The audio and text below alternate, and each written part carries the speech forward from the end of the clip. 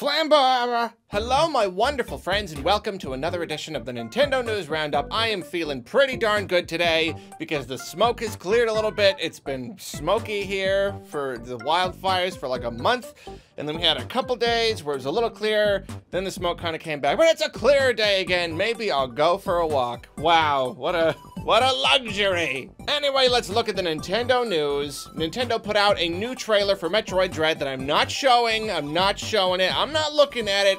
Spoilers. Oh man, they revealed such a big, massive spoiler, and it's like impossible not to see it because they're posting it all over the place.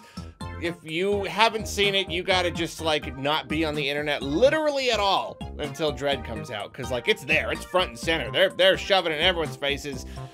Would have been really cool to see in the game, but whatever. All right. And gosh, I really do want to see the trailer though. It's so hard not to, because like the trailers always get better. You know, the first footage comes out, it's always like a little bit more bare, and then they keep polishing it up, and then oh gosh, is it one of those things? People tell me in the comments, is it one of those things where like the trailers just get better and better, and then the one before the game comes out makes it look so good? Oh, I'm excited. Oh, I want to see it. Oh, I want to play it. I'm not gonna do it though. I'm not gonna look. Not gonna look. In other considerably sadder Metroid news, the Prime 2D project has been shut down. A team of Metroid fans were basically recreating Metroid Prime or reimagining Metroid Prime in a 2D Metroid style. I still have not gotten to play the demo, but it's gorgeous, absolutely gorgeous, looks super good.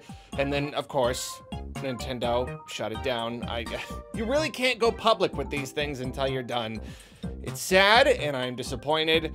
At the same time, though, I'm not gonna speak for them. Maybe they're super disappointed. Maybe they really wanted to make the whole thing. But just like briefly, I feel like it kind of works as its own proof of concept. You know, we get to see what Metroid Prime would be like in 2D. I would much rather these people go and start making their own game. Something that can, you know, I appreciate big fan projects, but I also really like it when people are rewarded for their passion and their talent. Take what you've learned here and go make something. Make something big. Make something that's this intensely beautiful. You know, make it a full release. Make it your own IP. Make it a Metroid-like, but you know what I'm saying? So, I don't know. I really hope that they do go on to do other cool stuff, because it's so cool. It's so cool. It's so beautiful. So recently we've been talking about how the record keeps getting broken for like most valuable game ever sold, and I think basically everyone's gotten to this point where it's getting a little suspicious. We even talked about it. I'm not just saying this in retrospect. Even at the time before, it was like, why are these prices inflating so much?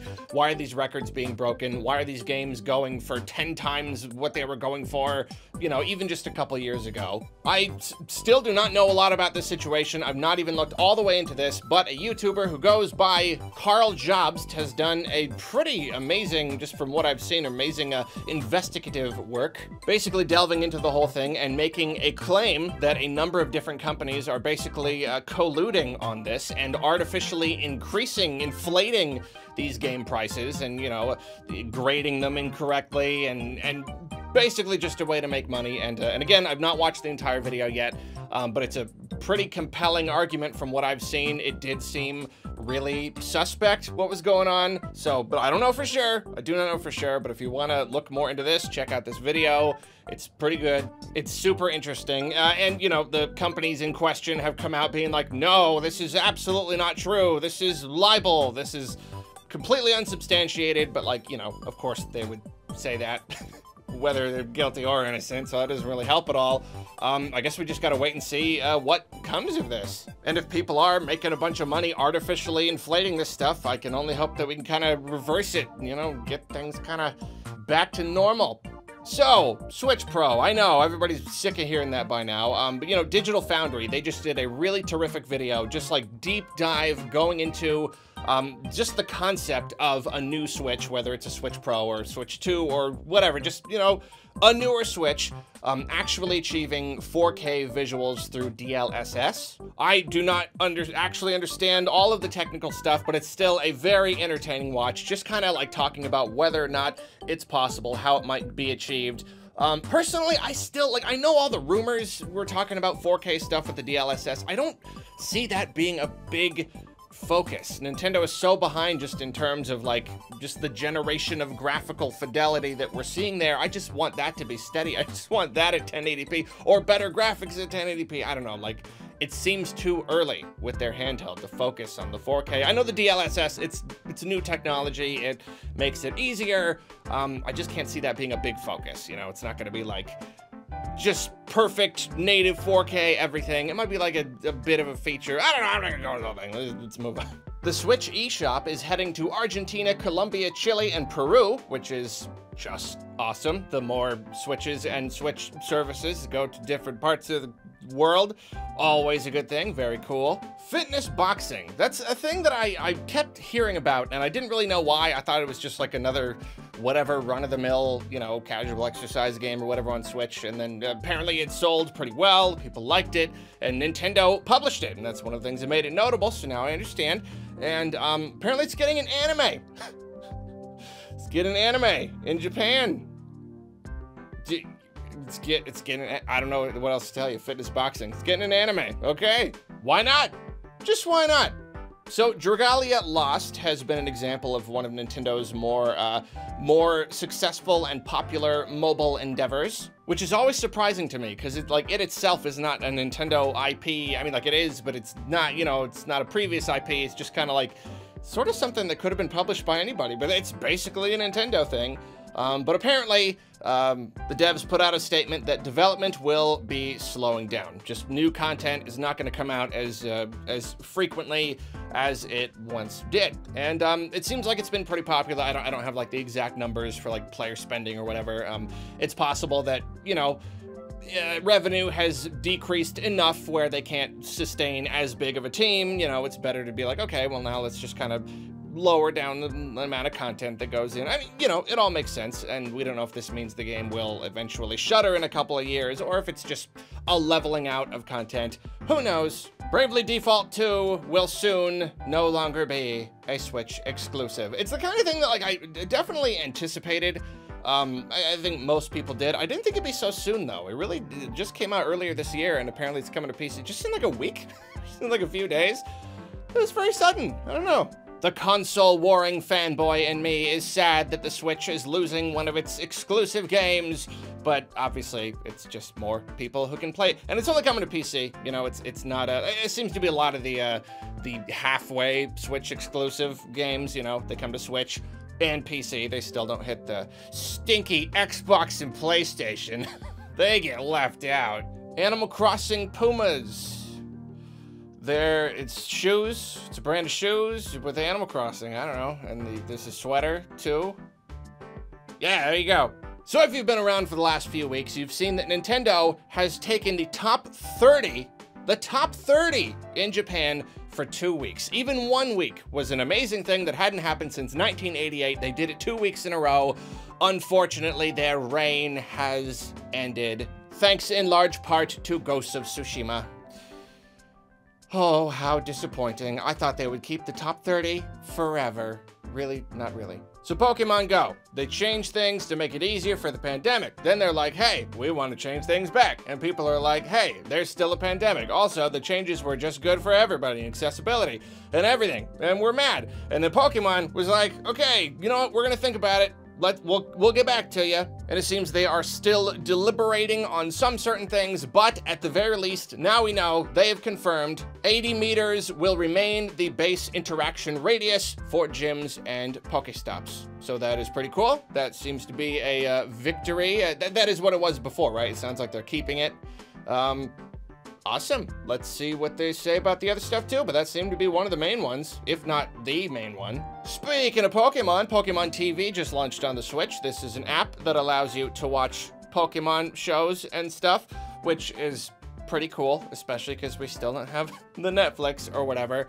It does seem, it's a little disappointing. It doesn't have like all of the different seasons of the show. It just has like some, like on a rotation or something. I don't know, but it sounds like it's free. So cool, watch Pokemon on your Switch. We also got some Pokemon jewelry here. You got a little, these are nice. You got like a Lapras, the Wooloo, like it rolls, like it actually rolls, like the real thing in the game. It's cute. Then the Umbreon Build-A-Bear, we're getting that to join the Espeon Build-A-Bear from a week or two ago. Also getting the Silk wrestler outfit.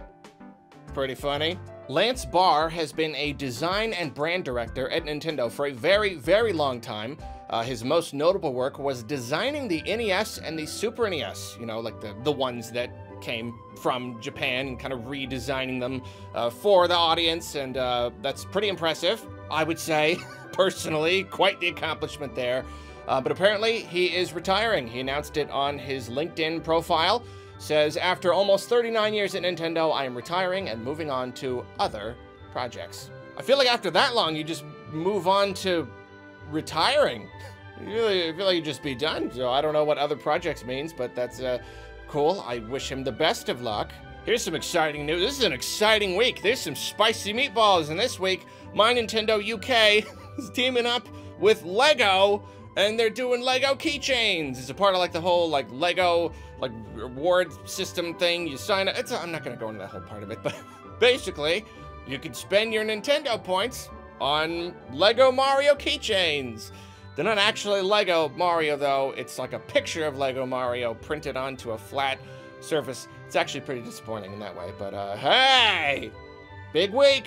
Big week, big stories. No, this next one's good. You know what? This next one's good. This is another juicy rumor about the Mario movie.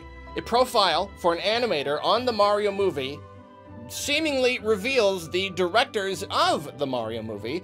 This profile lists Aaron Horvath and Michael Jelinek, who are the directors of Teen Titans Go, apparently. This seems perfectly plausible. I mean, with like kids animated movies, you know, whenever they're greenlighting a thing, that you always get the crossover. They always like, you know, pick something from like I was following the Fraggle Rock movie for a really long time, and they were like, oh, we got the guy who did the Alvin and the Chipmunks movie. And, you know, they always move around. They always pull from something that you know about. Makes sense. Resisting temptation to talk about the status of the Fraggle Rock movie. So I don't know much about Teen Titans Go. I can't remember off the top of my head if that's a thing that everybody hates, which is just like they took a thing that was cool and made it really lame, or if it's like the really cool, surprisingly good version of a thing. I don't know. I'm tired of all of it. Internet discourse tires me. So there you go, another potential little detail about who is involved in the Mario movie. So Kamek is finally coming to Mario Kart Tour. They're just mean at this point. They're just teasing us. These characters, apparently Kamek was in like the beta version of Mario Kart 64, but has not ever officially been in the series.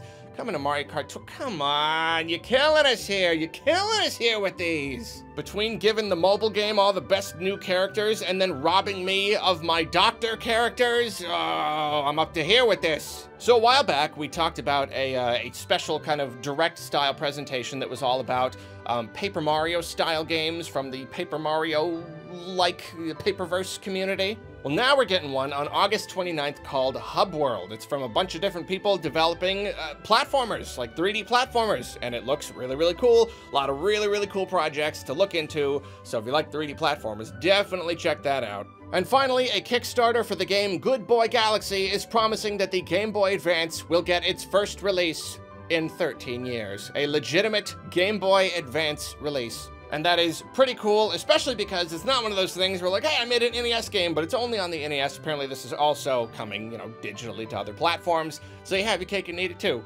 Pretty cool. That is it. We are done with another week of Nintendo news. Thank you so much for joining me. I love you. Have a wonderful day. I'm gonna go take a walk in the relatively smokeless air.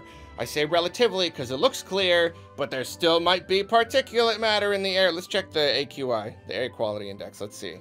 It says it's 78. Moderate. Moderate. That's not bad. Oh, but then when I click the link, oh, this one says 112, which is currently 4 times above WHO exposure recommendation. Oh.